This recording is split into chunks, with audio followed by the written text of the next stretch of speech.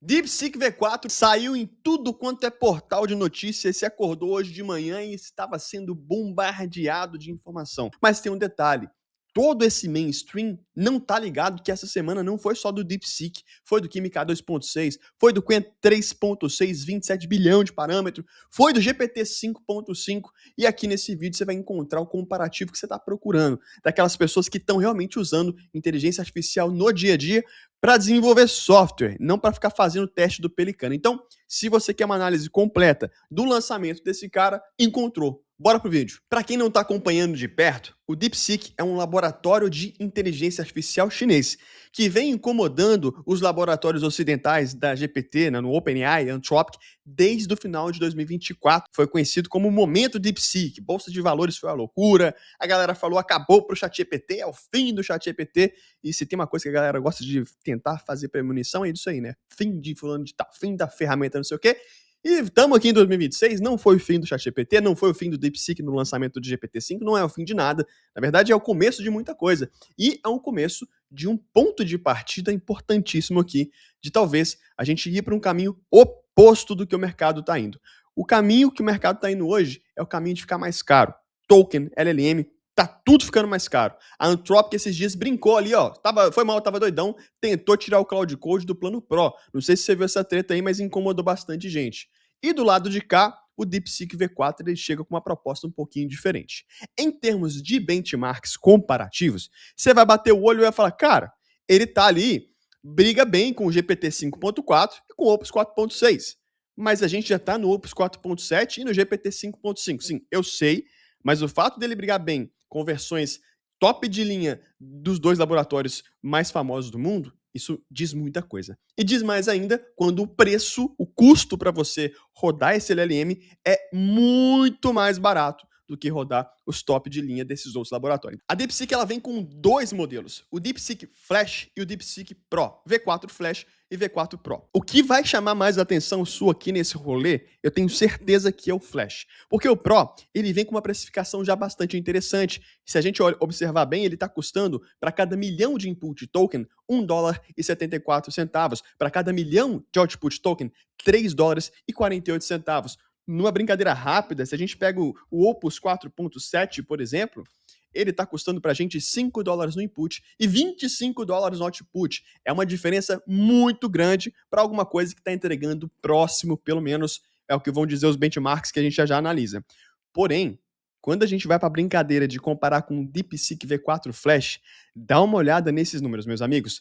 Ó, gravem esses números aqui, ó, 1.74, 3.48. Para o Flash, ele vai vir em 0,14 centavos o input token para cada milhão e 0,28 centavos o output token. É uma diferença muito grande de valores. Agora, como é que isso ficou nos benchmarks? Vem comigo. Comparando um lado a lado, a gente já viu que a diferença de preço é gritante. É muito grande a diferença do Flash para o Pro.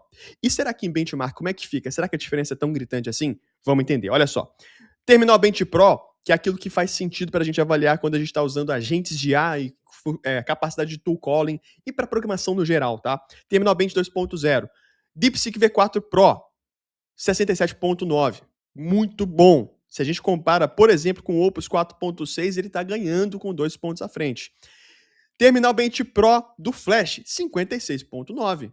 Opa, peraí, tem uma diferença ali de, vamos dizer, 10 pontos percentuais, 11 pontos percentuais na verdade, mas para uma diferença de custo significativamente ampla, tá? Então, beleza. Comparado com os outros, bom, ele tá perdendo, de fato o Flash tá perdendo para todos os outros no Terminal Bench Pro 2.0, mas ele ainda tá ali, ó, ele tá quase nos caras, beleza?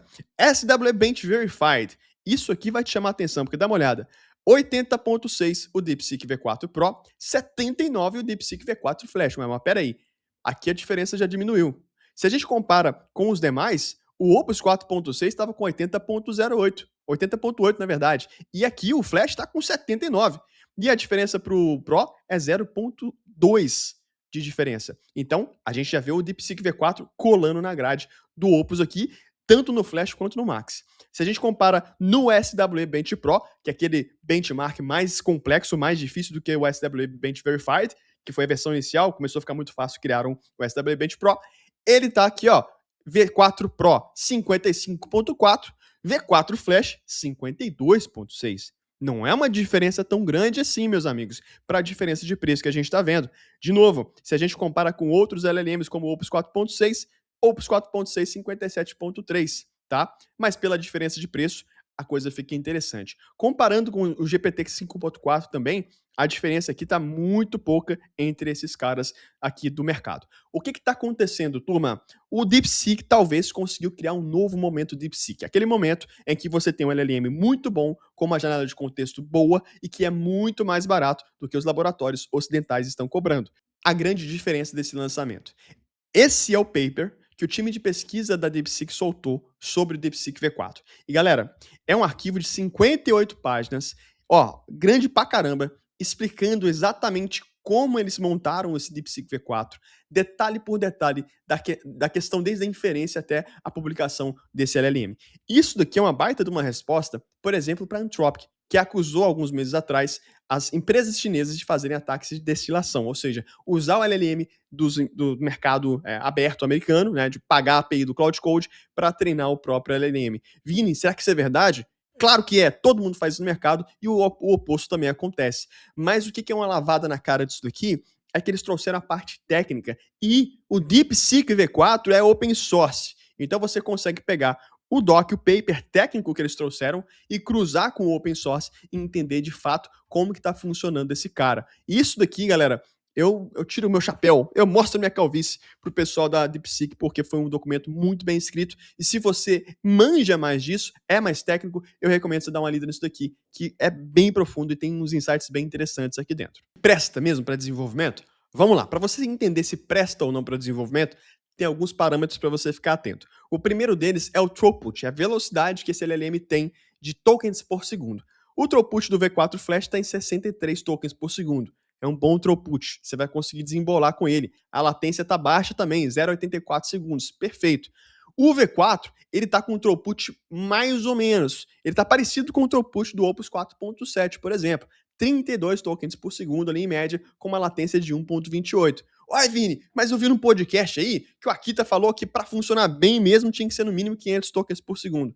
Ali ele confundiu um pouquinho as coisas. Os LLMs hoje de mercado, os top de linha, em média 30, 40 tokens por segundo é a velocidade que eles trabalham. Vamos dar uma olhada? Opus 4.7, tá aqui o cara, ó. Opus 4.7, 43 tokens por segundo agora. Ontem eu estava testando, ele estava 35 tokens por segundo. GPT 5.5, será que já saiu aqui pra gente? Não saiu a API ainda, mas vamos pegar o 5.4. Tá aqui, o 5.4, 33 tokens por segundo. Ou seja, é uma velocidade aceitável para LLMs desse tamanho. Lembra vocês que o que o DeepSeek V4 Pro é um LLM de 1.6 trilhão de parâmetros. É grande pra caramba, haja infraestrutura para rodar isso. Em comparação com os LLMs open source de mercado, é o cara que chega já com um throughput bom. Porque o Kimi K2 geralmente ele vem lento, o GLM geralmente vem lento, aí depois que as outras empresas pegam o modelo e começam a rodar nas suas próprias infraestruturas, que você vê ele ganhando mais velocidade. Mas logo de cara, no lançamento, o DeepSeek V4 já chega tanto no Flash quanto no Pro com velocidades razoáveis para a gente já desenvolver. Ambos chegam com 384 mil tokens de output. Isso é coisa pra caramba. A título de comparação, o Opus 4.7 é 128 mil e o GPT 5.4 é 128 mil também. Aonde que isso pega? Vamos lá. Pode talvez ter um efeito colateral de mais alucinação de inteligência artificial? Pode, mas também pode ter o efeito de talvez em one shot você ter uma aplicação inteira desenvolvida com todo o código chegando, vindo da janela de contexto, sem você ter que fazer mais de uma interação com o LLM. Pode ser também isso. Ou seja, isso aqui agora é onde a gente vai botar a mão na massa e vamos testar como é que ele está funcionando.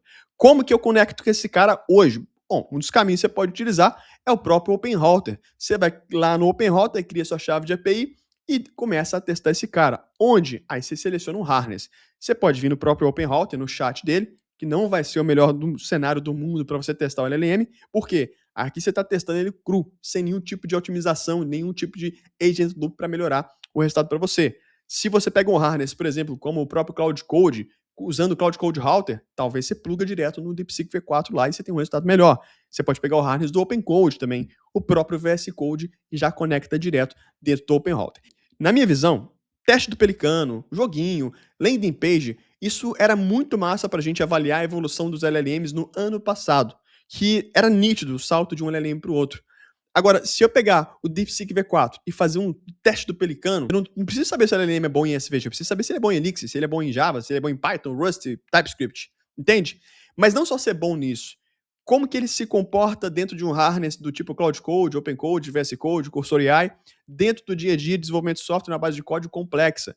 Porque é isso que vocês estão buscando aqui nesse canal. Então, o papo é, não vai ter teste de landing page, nem de Pelicano, porque eu acho que isso é inútil para a gente validar para o nosso propósito aqui do canal, ok? Mas eu quero a sua ajuda, porque a gente ainda não tem uma maneira fácil de validar o uso para todo mundo. Então, eu quero que você manda aqui nos comentários como está sendo a sua experiência com o DeepSeek V4 para desenvolvimento de software real. Não é teste do Pelicano, hein? Ah, eu fiz um Pelicano, legal, mas manda aqui, lá naquela PR que você abriu, ele resolveu bem um bug, tem um bug que estava um tempão para resolver, se não conseguia resolver com nenhum outro, ele resolveu? Ou tarefas que você fazia com o Opus 4.7, fazer com o GPT 5.4 ou 5.5, o DeepSeek V4 conseguiu fazer igual?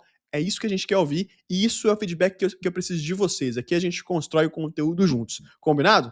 Pessoal, esse é o canal da AI Coders Academy. A gente leva a sério aqui o nosso conteúdo sobre desenvolvimento de software assistido por inteligência artificial. Se você curtiu o conteúdo, se inscreve no canal, deixa o seu like, compartilha esse vídeo.